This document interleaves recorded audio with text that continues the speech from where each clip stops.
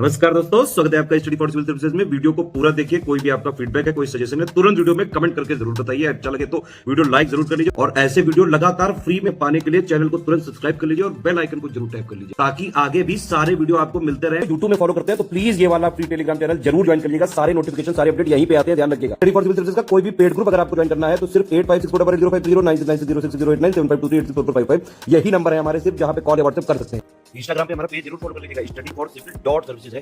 Twitter पे हमको जरूर फॉलो कर लीजिएगा, @study for civils है। सारे क्वेश्चन अटेम्प्ट करिए और स्कोर अपना तुरंत कमेंट करके बताइए। नमस्कार दोस्तों, आप सभी का स्वागत है स्टडी फॉर एग्जाम्स में।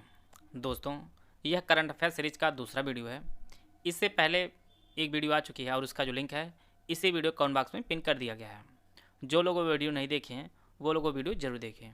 वीडियो शुरू करने से पहले आपको बताना चाहता हूँ, UPSC RO, BO, UPPCS prelims, BPSC सहित हमारे कई पेड ग्रुप चल रहे हैं। अगर आप इन पेड ग्रुप से जुड़ना चाहते हैं तो दिए गए नंबर पर कॉल कर जानकारी प्राप्त कर सकते हैं। तो दोस्तों, देखते हैं पहला प्रश्न लोग। यहाँ पे दो स्टेटमेंट दिया गया है। पहला जो स्टेटमेंट है, 7वें भारत जल सप्ताह इंडिया वाटर वीक का आयोजन ग्रेटर नोएडा में किया गया है। दूसरा जो स्टेटमेंट है, इसकी थीम सतत विकास और समानता के लिए जल सुरक्षा थी। आपको सही कथन की पहचान करनी है, केवल एक, केवल दो, दोनों या इनमें से कोई नहीं। इसका जो पहला स्टेटमेंट वह सही है कि 7वें भारत जल सप्ताह का आयोजन ग्रेटर नोएडा में किया गया था और इसका जो आयोजन है वह 1 से 5 नवंबर 2022 तक इसका आयोजन किया गया है और इसका जो उद्घाटन है वो भारत के राष्ट्रपति द्रौपदी मुर्मू ने इसका उद्घाटन किया है और यह इसका 7वां संस्करण है। पहला जो संस्करण है वह वर्ष 2012 में इसका पहला संस्करण आयोजित किया गया था। और दूसरा जो स्टेटमेंट यह भी सही है। इसकी जो थीम रखी गई थी वह सतत विकास और समानता के लिए जल सुरक्षा इसकी थीम रखी गई थी। इसकी थीम इंग्लिश में भी आप लोग जान लीजिए, water security for sustainable development with equality इसकी थीम रखी गई थी। और इसमें 3 भागीदार देश थे। उनमें आपका डेनमार्क, फिनलैंड और सिंगापुर जो है इसके भागीदार देश थे। तो इस प्रकार जो है इसका जो ऑप्शन सी है वह सही है। इसके दोनों स्टेटमेंट हैं वह सही है। हाल ही में किसने डिजिटल शक्ति अभियान 4.0 की शुरुआत की है? राष्ट्रीय मानवाधिकार आयोग, राष्ट्रीय महिला आयोग, राष्ट्रीय बाल संरक्षण आयोग या शिक्षा मंत्रालय। तो इसका जो सही आंसर है वो ऑप्शन बी, राष्ट्रीय महिला आयोग ने डिजिटल शक्ति अभियान 4.0 की शुरुआत की है और यह इसका चौथा संस्करण है। पहला जो संस्करण था वह जून 2018 में इसका पहला संस्करण शुरू किया गया था और यह साइबर पीस व मेटा के सहयोग से इसे शुरू किया गया था और यह साइबर सुरक्षा से संबंधित है। बात कर लेते हैं हम राष्ट्रीय महिला आयोग की। तो राष्ट्रीय महिला आयोग की जो स्थापना है वर्ष 1992 में इसकी स्थापना की गई थी और यह वैधानिक निकाय है। राष्ट्रीय महिला आयोग की जो पहली महिला अध्यक्ष बनी थी वह जयंती पटनायक थी। जयंती पटनायक राष्ट्रीय महिला आयोग की पहली अध्यक्ष थी और वर्तमान में इस पद पर रेखा शर्मा जी हैं। रेखा शर्मा वर्तमान में महिला आयोग की अध्यक्ष हैं। तो इसका जो ऑप्शन बी है वह सही है। टेक समिट का 25वां संस्करण tech for next gen theme के साथ नई दिल्ली में आयोजित किया गया था। दूसरा जो स्टेटमेंट है, इस वर्ष जारी ग्लोबल इनोवेशन में जो इंडेक्स जारी किया गया था उसमें भारत की रैंक 40वीं है। सही कथन की पहचान करनी है। ऑप्शन आप लोग पढ़ लीजिए। इसका जो पहला स्टेटमेंट वह गलत है कि टेक समिट का 25वां संस्करण tech for next gen theme तो सही है, लेकिन जो इसका आयोजन किया गया था वह नई दिल्ली में नहीं किया गया था बल्कि यह बेंगलुरु में इसका आयोजन किया गया था। बेंगलुरु में इसका आयोजन किया गया था और इसका जो उद्घाटन है वह प्रधानमंत्री नरेंद्र मोदी ने इसका उद्घाटन किया था। इसका जो दूसरा स्टेटमेंट वह सही है कि ग्लोबल इनोवेशन इंडेक्स में जो भारत की रैंक है वह 40वीं है। यह जो स्टेटमेंट वह सही है और इसमें भारत की जो रैंक है वह 40वीं, पहले स्थान पर स्विट्जरलैंड है। स्विट्जरलैंड ग्लोबल इनोवेशन इंडेक्स में प्रथम स्थान पर है। यहाँ पर एक चीज़ और आप नोट कर लीजिएगा कि यूनिकॉर्न स्टार्टअप में भारत का जो स्थान पूरी दुनिया में वह तीसरा स्थान है यूनिकॉर्न स्टार्टअप में। यह फैक्ट आप लोग नोट कर लीजिएगा। तो इस प्रकार जो है इसका जो ऑप्शन बी है वह सही है। इसका जो दूसरा स्टेटमेंट है वह सिर्फ सही है। आते हैं अगला प्रश्न लोग। हाल ही में किस राज्य सरकार ने देश में पहली बार एलिफेंट डेथ ऑडिट फ्रेमवर्क पेश किया है? कर्नाटक, तमिलनाडु, आंध्र प्रदेश या असम? तो इसका जो सही आंसर है वो ऑप्शन बी, तमिलनाडु ने देश में पहली बार एलिफेंट डेथ ऑडिट फ्रेमवर्क जो है वह पेश किया है। इसका जो बी ऑप्शन है वह सही है। और भारत में एक प्रोजेक्ट एलिफेंट चलाया गया था वह 1992 में चलाया गया था, प्रोजेक्ट एलिफेंट। आते हैं अगला प्रश्न लोग। हाल ही में गांधी मंडेला फाउंडेशन ने किसे गांधी शांति पुरस्कार सम्मानित किया है? दलाई लामा, श्री श्री रविशंकर, सदगुरु या रामदेव? तो इसका जो सही आंसर है वो ऑप्शन ए, तिब्बती गुरु दलाई लामा को गांधी मंडेला फाउंडेशन ने गांधी शांति पुरस्कार से सम्मानित किया है। इसका जो ऑप्शन ए है वह सही है। राष्ट्रीय बाल अधिकार संरक्षण आयोग के संदर्भ में निम्नलिखित कथनों पर विचार कीजिए। यहाँ पे 2 स्टेटमेंट दिया गया है। हाल ही में इसने घर पोर्टल लॉन्च किया है। यह एक वैधानिक आयोग है। इसमें आपको सही विकल्प की पहचान करनी है, केवल एक, केवल दो, दोनों या इनमें से कोई नहीं। तो इसका जो पहला स्टेटमेंट वह सही है कि राष्ट्रीय बाल अधिकार संरक्षण आयोग ने हाल ही में घर पोर्टल लॉन्च किया है। आप लोग घर के जो फुल फॉर्म जान लीजिए, यह परीक्षा के लिए काफ़ी उपयोगी है। घर का जो फुल फॉर्म होगा वो आपका गो होम एंड रीयूनाइट होगा। गो होम एंड रीयूनाइट इसका फुल फॉर्म होगा और यह एक वैधानिक आयोग है। तो इसके जो दोनों स्टेटमेंट है वह सही है, ऑप्शन सी सही है। आते हैं अगला प्रश्न लोग। हाल ही में किस रेलवे स्टेशन को ईट राइट स्टेशन प्रमाण पत्र जो है प्रदान किया गया है? Jamshedpur railway station, Bhopal railway station, Patna railway station या चारबाग रेलवे स्टेशन? तो यह जो प्रमाण पत्र दिया गया है वह भोपाल रेलवे स्टेशन को दिया गया है, ईट राइट स्टेशन प्रमाण पत्र। और यह प्रमाण पत्र भारतीय खाद्य सुरक्षा और मानक प्राधिकरण FSSAI ने प्रदान किया है और यह 4 स्टार रेटिंग इन्हें दिया गया है।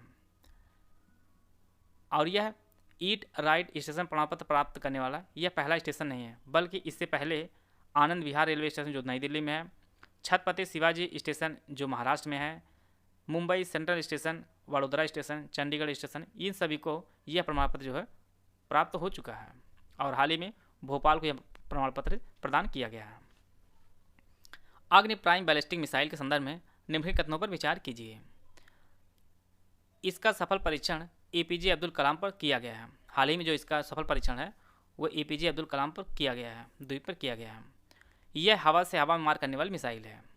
सही विकल्प की आपको पहचान करनी है, ऑप्शन आप लोग पढ़ लीजिए।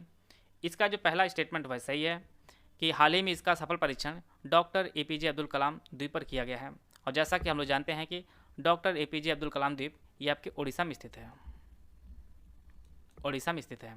इसका जो दूसरा स्टेटमेंट वह गलत है क्योंकि यह जो मिसाइल है यह सतह वार करने वाली मिसाइल है। इस प्रकार जो है इसका जो पहला स्टेटमेंट है वह सही है। आते हैं अगला प्रश्न लोग। हाल ही में कैम्ब्रिज डिक्शनरी ने वर्ड ऑफ द ईयर 2022 किसे चुना है? ऑप्शन आप लोग पढ़ लीजिए। इसका जो सही आंसर है वो ऑप्शन डी, होमर को कैम्ब्रिज डिक्शनरी ने वर्ड ऑफ द ईयर 2022 चुना है। इसका जो ऑप्शन ए है वह सही है। यहाँ पे एक शब्द लिखा है फर्माक्राइसिस, इसे जो है कोलिन डिक्शनरी ने चुना है। कोलिन डिक्शनरी ने वर्ड ऑफ द ईयर चुना है फर्माक्राइसिस को। आते हैं अगला प्रश्न लोग। हाल ही में किस देश द्वारा ऑपरेशन बरखाने को समाप्त करने की घोषणा की गई है? अमेरिका, फ्रांस, चीन या रूस? तो ऑपरेशन बरखाने जो शुरू किया गया था वह फ्रांस के द्वारा शुरू किया गया था और इसे 9 नवंबर 2022 को फ्रांस के राष्ट्रपति एमैनुअल मैक्रोन ने इसे समाप्त करने की घोषणा कर दी है। और यह जो मिशन शुरू किया गया था यह आतंकवाद के खिलाफ मिशन शुरू किया गया था अफ्रीका में। अफ्रीका कुछ विशेष देश हैं जैसे आपका सेनेगल है, नाइजर है, अल्जीरिया है, कैमरून है, चाड है, इन देशों में यह मिशन चला गया था आतंकवाद के खिलाफ फ्रांस के द्वारा, जिसे अब समाप्त कर दिया गया है। आते हैं अगला प्रश्न लोग। G20 शिखर सम्मेलन के संदर्भ में निम्न कथनों पर विचार कीजिए। पहला जो स्टेटमेंट है, बाली इंडोनेशिया में 17वां शिखर सम्मेलन आयोजित किया गया था। इसका विषय रिकवर टुगेदर रिकवर स्ट्रॉन्गर था और इसका जो मुख्यालय है वो जर्मनी में है। सही विकल्प की पहचान करनी है, केवल एक, केवल 2 और 3, केवल 1 और 2 या 1, 2 और 3। इसका जो पहला स्टेटमेंट वह सही है कि बाली इंडोनेशिया में 17वां शिखर सम्मेलन आयोजित किया गया था। इसका जो दूसरा स्टेटमेंट यह भी सही है, इसका विषय रिकवर टुगेदर रिकवर स्ट्रॉन्गर था। इसका जो तीसरा स्टेटमेंट ये गलत है क्योंकि G20 का जो मुख्यालय है वो कहीं है ही नहीं, जर्मनी में भी नहीं है। कि G20 का जो मुख्यालय है वो कहीं नहीं बनाया गया। तो इस प्रकार जो है इसका जो ऑप्शन सी है, केवल 1 और केवल 2 जो है ये सही है। और इसका जो 18वां संस्करण आयोजित किया जाएगा वो भारत में आयोजित किया जाएगा, G20 का 18वां संस्करण। और भारत जो है 1 दिसंबर 2022 से इसकी अध्यक्षता कर रहा है, G20 शिखर सम्मेलन की। आते हैं अगला प्रश्न लोग। यह आपके जीएस सेक्शन से प्रश्न बनाया गया है और जल्द ही आप लोगों को जीएस की प्रश्न सीरीज जो है देखने को मिलेगी। इसी संबंधित एक प्रश्न बनाया गया है। प्रश्न है, निम्नलिखित में से कौन सा समूह G20 के जो सदस्य देश हैं? ऑप्शन आप लोग पढ़ लीजिएगा और इसका जो उत्तर है आप लोग कमेंट बॉक्स में बताइएगा। इसी प्रकार से डेली जो करंट अफेयर आप लोगों को इस प्रकार चलाया जाएगा, उसमें स्टैटिक के एक प्रश्न पूछा जाएगा और उसका जो उत्तर है वह जो जीएस के करंट अफेयर जो जीएस की सीरीज शुरू की जाएगी उसमें उसको एक्सप्लेन किया जाएगा। इसका उत्तर आप लोग कमेंट बॉक्स में जरूर बताइएगा। आते हैं अगला प्रश्न लोग। आसियान का कौन सा सदस्य पूर्वी तिमोर बनेगा? 10वां, 11वां, 12वां या 13वां? तो इसका जो सही आंसर है वो ऑप्शन बी 11वां सदस्य बनेगा आसियान का पूर्वी तिमोर। इसका जो ऑप्शन बी है वह सही है। आसियान का फुल फॉर्म आप लोग जान लीजिए क्योंकि ये कई बार परीक्षाओं में पूछा गया है। आसियान का इसका जो फुल फॉर्म होगा association of south east Asian Nations इसका फुल फॉर्म होगा और इसकी जो स्थापना है वर्ष 1967 में इसकी स्थापना की गई थी और इसमें वर्तमान में कुल 10 सदस्य देश हैं। इनमें आपका ब्रुनई है, कंबोडिया है, इंडोनेशिया है, Laos, Malaysia, Myanmar, Philippines, Singapore, Thailand और वियतनाम है। तो टोटल 10 सदस्य वर्तमान में है। 11वां जो सदस्य बनेगा वह पूर्वी तिमोर बनेगा। पूर्वी तिमोर की आपको राजधानी जान लीजिए, काफ़ी इंपॉर्टेंट है। पूर्वी तिमोर की राजधानी है वो आपकी दिल्ली है। दिल्ली भारत की राजधानी है लेकिन दिल्ली जो है वो पूर्वी तिमोर की राजधानी है। और आसियान का जो मुख्यालय है वो जकार्ता में आसियान का मुख्यालय है और जकार्ता जैसे कि आप जानते हैं यह इंडोनेशिया में स्थित है। आते हैं अगला प्रश्न लोग। हाल ही में किस देश ने दुनिया की सबसे लंबी यात्री ट्रेन चलाई है? जापान, रूस, स्विट्जरलैंड या चीन? तो यह जो ट्रेन चलाई गई है यह स्विट्जरलैंड द्वारा चलाई गई है, दुनिया की सबसे लंबी ट्रेन। और यह ट्रेन कुल 1910 मीटर की है और इसमें कुल 100 डब्बे लगे हुए हैं। बात कर लेते हैं भारत के संदर्भ में। तो भारत द्वारा सबसे लंबी जो मालगाड़ी ट्रेन चलाई गई है वो 3.5 किलोमीटर की है और इसका जो नाम रखा गया है वो वासुकी रखा गया है और इसमें टोटल 295 डिब्बे हैं।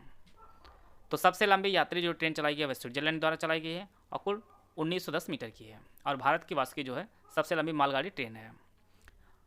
अगला जो प्रश्न है, अक्टूबर 2022 में म्यांमार को एफएटीएफ की काली सूची में शामिल किया गया है। दूसरा जो स्टेटमेंट है, एफएटीएफ के वर्तमान अध्यक्ष टी राजा कुमार हैं। सही विकल्प आपको चयन करना है, केवल एक, केवल दो, दोनों या इनमें से कोई नहीं। तो इसका जो पहला स्टेटमेंट वह सही है। अक्टूबर 2022 में म्यांमार को एफएटीएफ की काली सूची में शामिल किया गया है और यह ईरान और दक्षिण कोरिया के साथ है, ईरान और उत्तरी कोरिया के साथ इसे शामिल किया गया है। उस लिस्ट में जो है ईरान और उत्तरी कोरिया हैं और इसी के साथ जो है पाकिस्तान को ग्रे लिस्ट से बाहर कर दिया गया है वर्तमान में। और इसका दूसरा स्टेटमेंट यह भी सही है कि एफएटीएफ के जो वर्तमान अध्यक्ष हैं वो टी राजा कुमार हैं। तो इस प्रकार जो है इसका जो ऑप्शन सी है वह सही है। दोनों जो स्टेटमेंट हैं आपके वो सही हैं। आते हैं अगला प्रश्न लोग। हाल ही में प्रधानमंत्री नरेंद्र मोदी ने किस राज्य में 6000 megawatt Kameng hydro power station का उद्घाटन किया है? सिक्किम, अरुणाचल प्रदेश, त्रिपुरा या हिमाचल प्रदेश?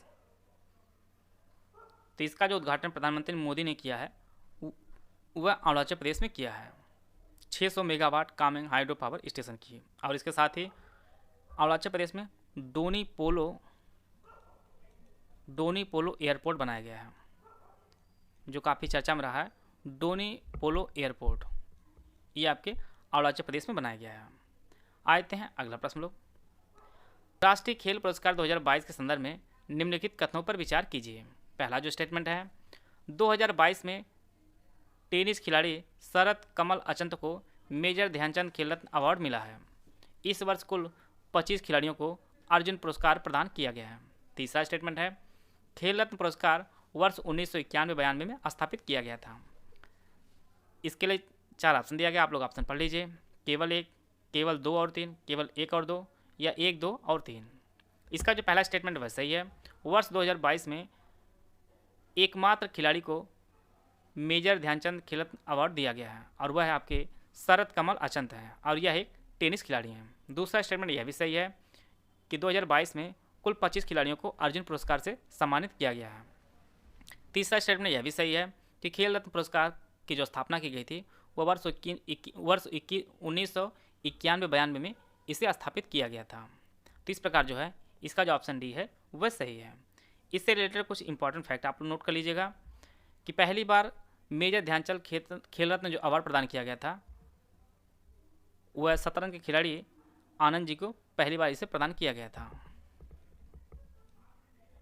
और यहाँ पे बार बार परीक्षाओं में पूछता है कि मेजर ध्यानचंद खेल रत्न के तहत जो है कितनी राशि प्रदान की जाती है, तो यह आपकी 25 लाख रुपए जो है वो दिया जाता है मेजर ध्यानचंद खेल रत्न अवार्ड के जिसे दिया जाता है। और साथ में अर्जुन पुरस्कार के लिए जो पुरस्कृत राशि दी जाती है वह आपकी 15 लाख रुपए दी जाती है। तो मेजर ध्यानचंद खेल रत्न जिसे दिया जाता है उसे 25 लाख और 15 लाख दिया जाता है आपका अर्जुन पुरस्कार प्राप्त करने वाले को। और इसकी जो स्थापना है वो वर्ष 1991-92 में इसे स्थापित किया गया था और विश्वनाथन आनंद को पहली बार खेल रत्न अवार्ड दिया गया था। तो इस प्रकार इसका जो ऑप्शन डी है वह सही है। आते हैं अगला प्रश्न लोग। निम्नलिखित कथनों पर विचार कीजिए। पहला जो स्टेटमेंट है, सेवानिवृत्त मुख्य न्यायाधीश ऋतुराज अवस्थी को भारत के 22वें विधि आयोग का अध्यक्ष नियुक्त किया गया है। दूसरा जो स्टेटमेंट है, स्वतंत्र भारत का पहला विधि आयोग वर्ष 1952 में स्थापित किया गया था। इसके लिए 4 ऑप्शन दिया गया, आप लोग ऑप्शन पढ़ लीजिए। केवल 1, केवल 2, 1 और 2 दोनों, या इनमें से कोई नहीं। पहला जो स्टेटमेंट वैसा ही है कि सेवानिवृत्त मुख्य न्यायाधीश ऋतुराज अवस्थी को भारत के 22वें विधि आयोग का अध्यक्ष नियुक्त किया गया है। और इसका जो दूसरा स्टेटमेंट वह गलत है, क्योंकि स्वतंत्र भारत का पहला जो विधि आयोग बनाया गया था वह 1952 में नहीं बनाया गया था बल्कि 1955 में बनाया गया था। और विधि आयोग की जो स्थापना की जाती है वह आपके 3 वर्ष के लिए की जाती है। 3 साल का जो है वह कार्यकाल होता है अध्यक्ष का। और पहले जो अध्यक्ष थे विधि आयोग के वो भारत के एम सीतलवाड़ थे। एम सीतलवाड़ जो है वह पहले विधि आयोग के अध्यक्ष थे और पहले विधि आयोग की स्थापना 1955 में की गई थी। तो इस प्रकार जो है इसका जो पहला स्टेटमेंट है वह सही है, ऑप्शन ए सही है। अगला जो प्रश्न है, अक्टूबर 2022 में 2 समुद्र तटों को ब्लू फ्लैग सर्टिफिकेट प्राप्त हुआ है और इसके साथ भारत में वर्तमान में ब्लू फ्लैग प्रमाणन तट कितने हैं आपको बताना है, 9, 11, 12 या 14। तो इसका जो सही आंसर है वो ऑप्शन सी, कुल 12 भारत के ब्लू फ्लैग प्रमाण तट हो गए हैं। और जो 2 दिया गया है वह आपके लक्षद्वीप के मिनिकॉय थुंडी बीच और कदमत बीच को दिया गया है। और यह दुनिया के सबसे साफ समुद्र तट होते हैं जिन्हें ब्लू फ्लैग प्रमाण पत्र जो है प्रदान किया जाता है। और यह भारत में अब कितने हो गए, टोटल 12 हो गए हैं। इसका जो ऑप्शन सी है वह सही है। आते हैं अगला प्रश्न लोग। हाल ही में संघाई सहयोग संगठन एससीओ शिखर सम्मेलन 2022 उज्बेकिस्तान के समरकंद में आयोजित किया गया था। दूसरा जो स्टेटमेंट है, 2023 में भारत एससीओ की अध्यक्षता करेगा। सही विकल्प का चयन करना आपको है, ऑप्शन आप लोग पढ़ लीजिए। एससीओ की जो बैठक आयोजित की गई थी वह 16 सितंबर 2022 को उज्बेकिस्तान के समरकंद में आयोजित की गई थी। इसका जो पहला स्टेटमेंट वह सही है। दूसरा स्टेटमेंट वह भी सही है कि वर्ष 2023 में भारत एससीओ की अध्यक्षता करेगा। और इसी के साथ ही भारत का जो शहर वाराणसी है, वाराणसी को 2022-23 के लिए एससीओ की पर्यटन एवं संस्कृति की राजधानी भी घोषित किया है। बात कर लेते हैं हम लोग एससीओ की। तो एससीओ की जो स्थापना की गई थी वो वर्ष 2001 में संघाई सहयोग संगठन की स्थापना की गई थी और इसका जो सचिवालय है वो चीन की बीजिंग में इसका सचिवालय बनाया गया है। भारत और पाकिस्तान वर्ष 2017 में एससीओ की एससीओ के जो सदस्य बनते हैं और वर्तमान में एससीओ में कुल 8 सदस्य देश हैं। इनमें आपका कजाकिस्तान, चीन, किर्गिस्तान, रूस, ताजिकिस्तान, उज्बेकिस्तान, पाकिस्तान और भारत जो है इसके सदस्य देश हैं। इसका जो 9वां सदस्य 2023 में बनने को तैयार है वह आपका ईरान है। ईरान जो है वह 9वां सदस्य देश बनेगा वर्ष 2023 में। अगला जो प्रश्न है उसको हम लोग देख लेते हैं। सॉरी, इसका आंसर जो होगा आपका वो ऑप्शन सी वो दोनों होगा। दोनों जो स्टेटमेंट है वो सही है। आते हैं अगला प्रश्न लोग। नवंबर 2022 में किसे चुनाव आयुक्त नियुक्त किया गया है, सुशील चंद्रा, अरुण गोयल, राजीव कुमार या संजीव कुमार। तो इसका जो सही आंसर है वो ऑप्शन बी, अरुण गोयल को चुनाव आयुक्त नियुक्त किया गया है नवंबर 2022 में। इसका जो ऑप्शन बी है वह सही है। और वर्तमान में राजीव कुमार जो है मुख्य चुनाव आयुक्त हैं, राजीव कुमार। और भारत के पहले जो मुख्य चुनाव आयुक्त थे वह सुकुमार सेन जी थे। सुकुमार सेन भारत के पहले मुख्य चुनाव आयुक्त थे। आशा है आप सभी को बहुत कुछ जानने को मिला होगा। वीडियो अगर आपको अच्छा लगे तो लाइक कर सकते हैं। अगर आपका कोई सुझाव हो तो आप लोग कमेंट बॉक्स में जरूर बताइएगा। वीडियो को पूरा देखने धन्यवाद। जय हिंद, जय भारत।